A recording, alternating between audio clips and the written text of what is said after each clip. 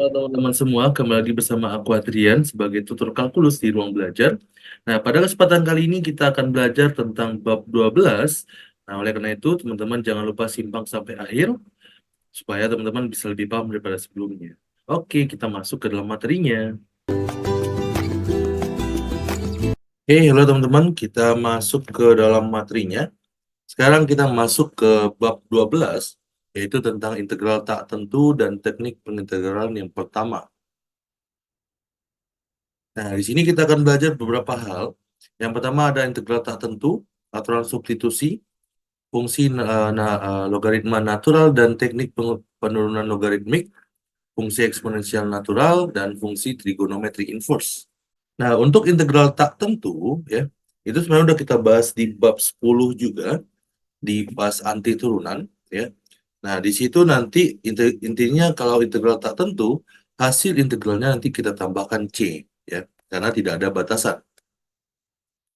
Nah, ini juga sifat dan rumus dasar dari integral tak tentu yang perlu teman-teman pahamin, ya.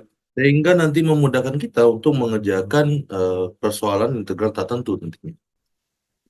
Oke, kita contohkan integral tak tentu, ya. Kita misalkan integral, jadi kalau integral tak tentu itu dia nggak ada batas, ya. Ini 4x pangkat 5 dikurang x kuadrat dikurang 7, gitu ya. Ini dx. Nah, berarti langsung aja kita integralkan. Berarti ini jadinya 4 X pangkat 6 per 6 dikurang X pangkat 3 per 3 dikurang 7X ditambah C. Ya. Berarti jadinya 2 per 3 X pangkat 6 dikurang sepertiga X pangkat 3 dikurang 7X ditambah C.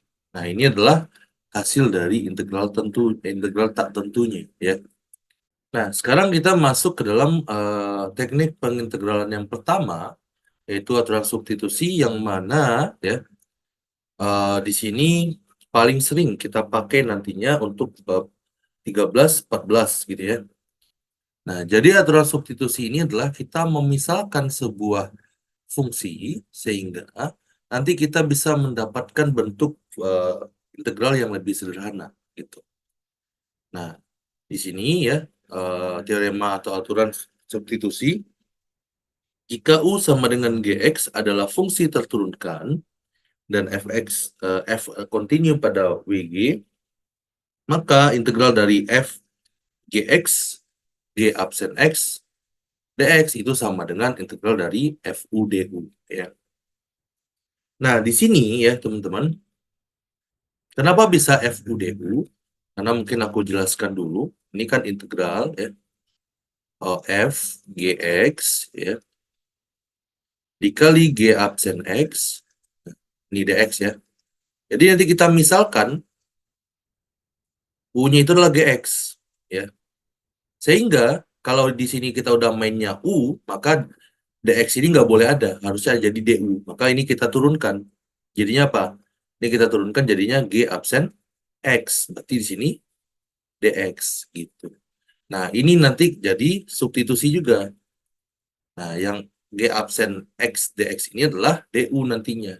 Maka ini jadinya nanti integral fu du gitu. Artinya apa? Kalau kita ingin mensubstitusi atau kita ingin memisahkan sesuatu, artinya kalau bisa usahakan ada turunannya biar kita mudah mendapatkan bentuknya gitu.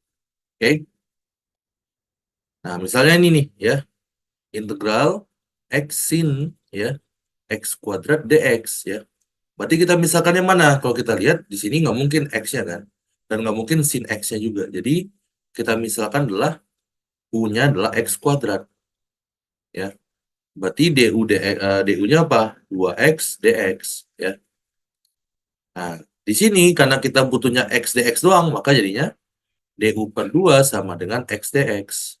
Nah, ini kita ganti jadinya integral ya sin u du per 2. Nah, per 2-nya karena konstanta bisa kita lihat di luar sin u du. Berarti ini jadinya setengah min cos ya u ya ditambah, perbaiki dulu, min cos U ditambah C ya. Balikin lagi U-nya, jadinya min setengah cos X kuadrat tambah C. Berarti hasilnya adalah ini ya. Nah, ini dinamakan dengan aturan substitusi ya. Oke, kita lanjut lagi. Nah, di sini ada juga namanya ya, kita bermain di ya fungsi genap, fungsi ganjil. Mungkin aku review dulu fungsi ganjil itu apa. Fungsi ganjil ya, kan awalnya kita punya fungsi fx ya. Kalau kita ubah fx ini menjadi f min x, maka nanti hasilnya jadi min fx ya. Nah, itu ciri-ciri fungsi ganjil. Jadi nanti kalian substitusi aja x-nya menjadi min x. Kalau dia akhirnya hasilnya menjadi min fx, maka itu adalah fungsi ganjil. Kalau fungsi genap ya, yang awalnya f min x itu nanti akan hasilnya jadi fx. Nah, ini fungsi genap namanya. Nah, kalau dalam integral, kalau dia fungsi genap ya, jadi kalau dia fungsi genap, kalau integral min a dari a fx dx, itu nanti hasilnya jadinya 2 integral min a 0 ya fx dx, atau bisa juga sama dengan 2 integral 0a ya a fx dx ya. Nah, gitu. Nah, kalau ganjil ya, kalau dia fungsinya ganjil, integral dari min a sampai a fx dx itu sama dengan 0. Itu ya. Oke, kita lanjut lagi ya. Nah, sekarang kita masuk ke fungsi logaritma natural. Jadi, ln x itu sama dengan integral dari 1 sampai x, 1 per t dt ya. Atau, kalau secara apanya, integral ya, dari 1 t dt itu sama dengan ln ya, atau ln per x ya. Ln x ya, ditambah c ya. Jadi kalau integral super x dx itu adalah ln x per tambah c. Nah, ini sifat-sifatnya. Ln 1 itu sama dengan 0. Ln e sama dengan 1. Kalau ln x kali y, berarti itu adalah ln x tambah ln y. Kalau ln x per y itu adalah ln x kurang ln y. Nah, kalau dia berpangkat seperti ini, pangkatnya bisa diturunkan ya. Nah, itu sifat-sifat yang bisa kita gunakan nantinya. Gitu. Oke. Habis itu ya, kita juga bisa namanya ya pakai turunan untuk fungsi logaritma ya naturalnya, atau turunan apa namanya, turunan logaritmik ya, turunan logaritmik. Nah, di sini ya misalnya kan y sama dengan ln x, maka ini kan dy per dx itu sama dengan ddx dari ln x ya, maka sama dengan per x gitu. Nah, berarti kalau kita turunkan ya ln fx, maka jadinya apa? 1 per fx dikali f absen x gitu ya.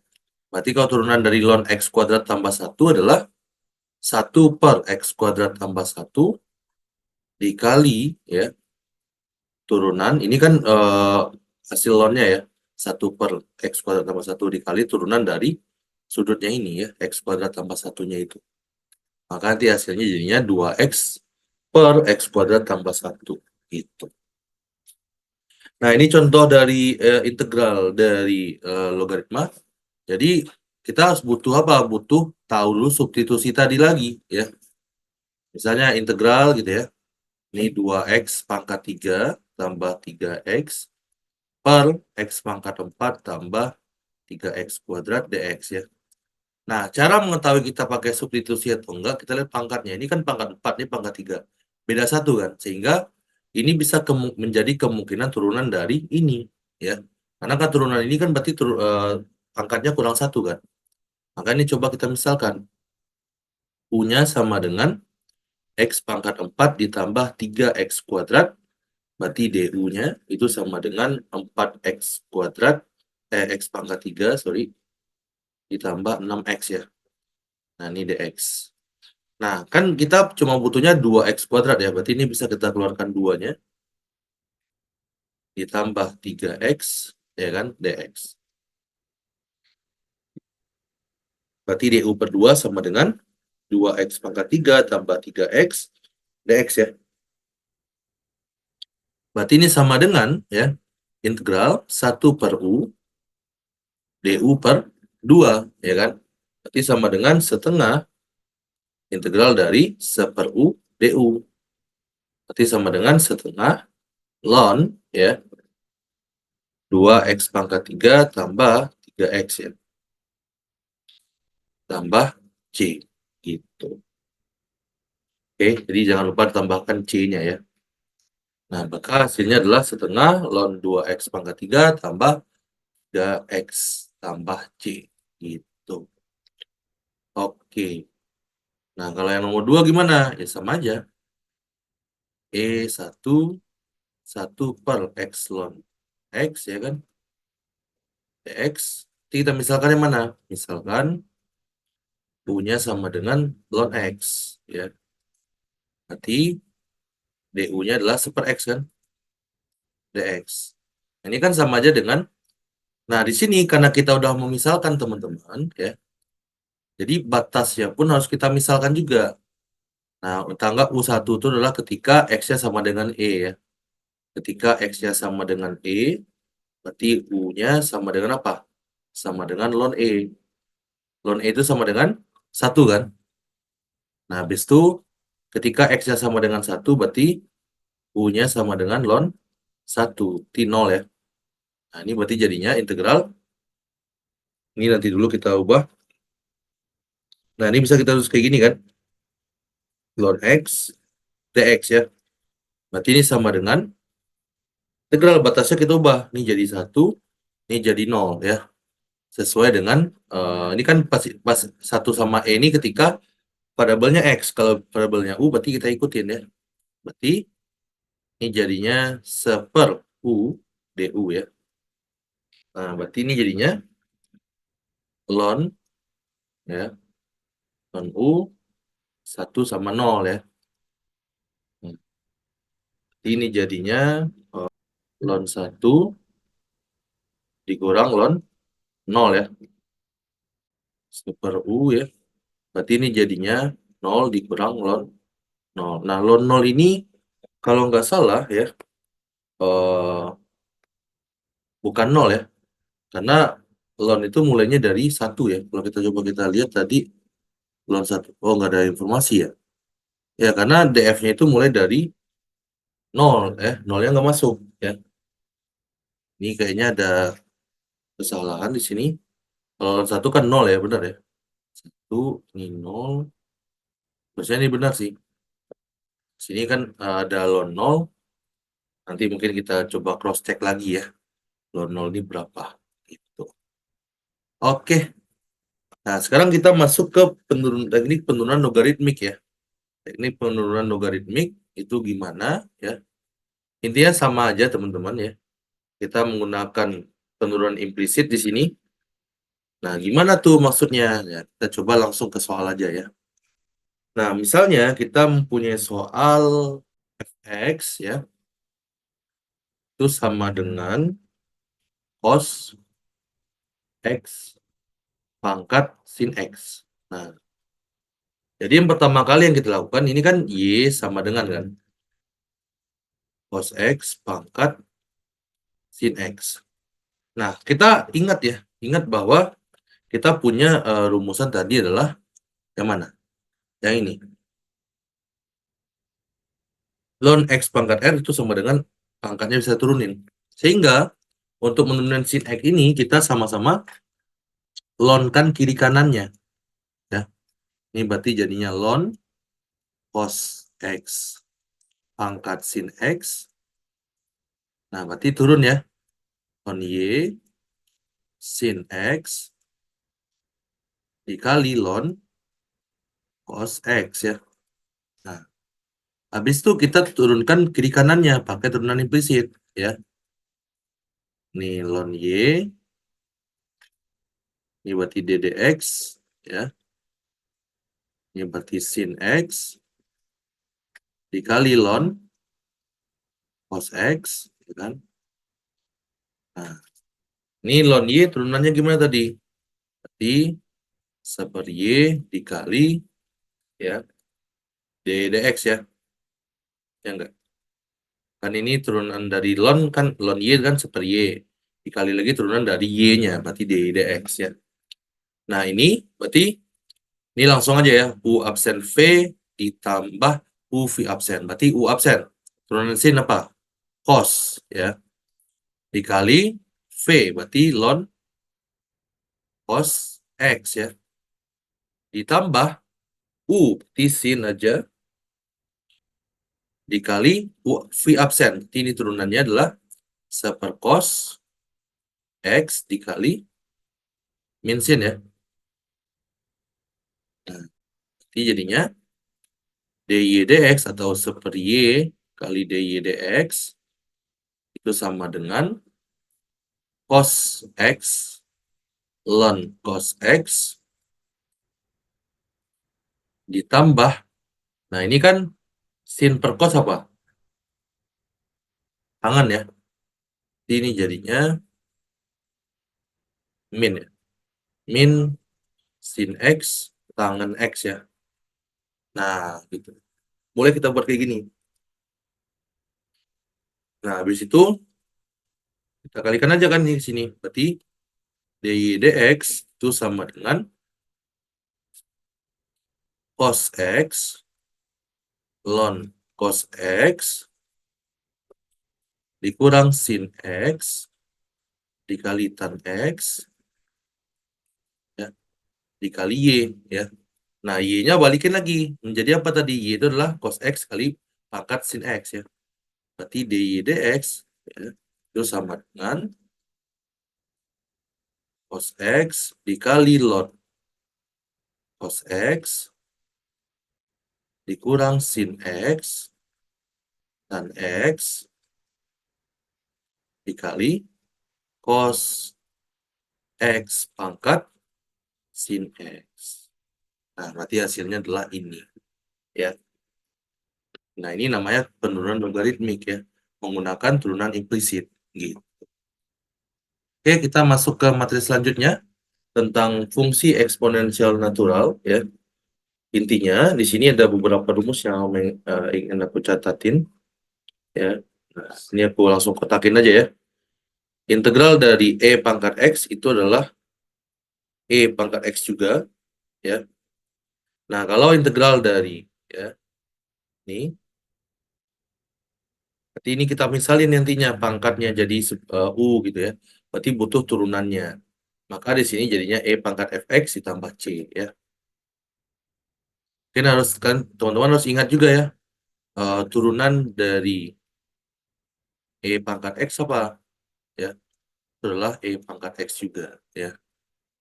Nanti kalau turunan dari e pangkat fx itu sama dengan apa? I e f absen x dikali e pangkat fx ya. Terus ingat ya. Nah, ini misalnya ya. Ini misal e pangkat 3x kuadrat ditambah 1 ya kan. Ini udah jelas turunan ini apa? Dan ini adalah 6x kuadrat dikali e pangkat 3x kuadrat tambah 1. Udah sesimpel ini aja. Kalau integral dari x e pangkat min x kuadrat tambah 1 dx. Nah, ini kita misalkan u-nya sama dengan min x kuadrat tambah 1, berarti du-nya min 2x dx ya. Berarti du-nya sama per min 2 itu sama dengan x dx. Berarti ini sama dengan integral x dx ini jadi du per min 2 jadinya ya.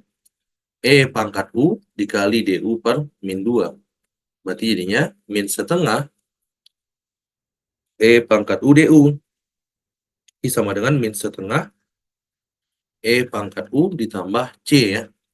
berarti sama dengan min setengah E pangkat min X kuadrat ditambah 1 ditambah C. Nah, gitu ya. Untuk integral dari eksponensial. Oke, untuk trigonometri, teman-teman tinggal ingat rumusnya aja ya. Yang paling penting tuh yang ini, yang umumnya. Ini sama ini.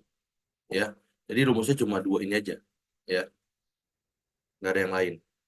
Jadi teman-teman nanti tinggal ingat aja. Oke. Nah, misalkan contohnya gimana?